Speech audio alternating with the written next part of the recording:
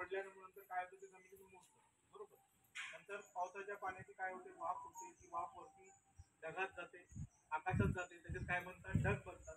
ढगात हवा लागली की काय होतं, पुन्हा पाऊस येतो.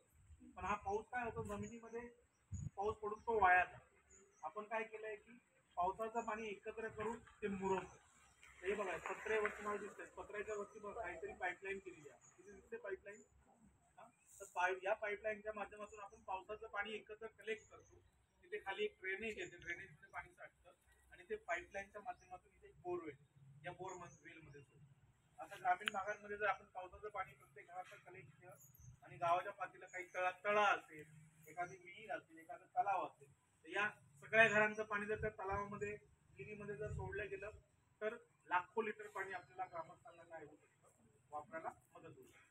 किंवा प्रत्येक घराच्या शेजारी 5-5 फुटी खड्डा करून एक छोटी छोटी विहीर जरी आपण केली तर सगळं पत्र्याचं पाणी कलेक्ट करून आपण त्या विहीरमध्ये साठवू शकतो. म्हणजे जेणेकरून पुढचे जे पावसाळ्यानंतरचे 4 महिने 5 महिने जी आपल्याला पाण्याची चणचण भासते ती आपल्याला भासणार नाही. तुम्हाला सांगतो की दरवर्षी आपल्याकडे 2,500 ते 3,000 लोक व्हिजिटसाठी या ठिकाणी येतात. म्हणजे 2,500 ते 3,000 बाटल्या पाणी ओततात. एकदा टॉयलेटला गेलं की एकदा पाणी ओततात, दोनदा गेलं की दोनदा ओततात. या बिल्डिंगला कुठे पाण्याची लाईन नाही, या बिल्डिंगला कुठे पाण्याची लाईन नाहीये. जे काही पावसाचं पाणी जमिनीत मुरतं तेच बोरच्या माध्यमातून आपण वरती चढवतो, तेच फिल्टर होतं स्वच्छ ॲक्वागार्डच्या माध्यमातून परत आपल्याला प्यायला मिळतं. म्हणजे पावसाच्या पाण्यावरती ही बिल्डिंग चालते. पूर्ण वर्षभर पावसाच्या पाण्यावरती इमारत चालते.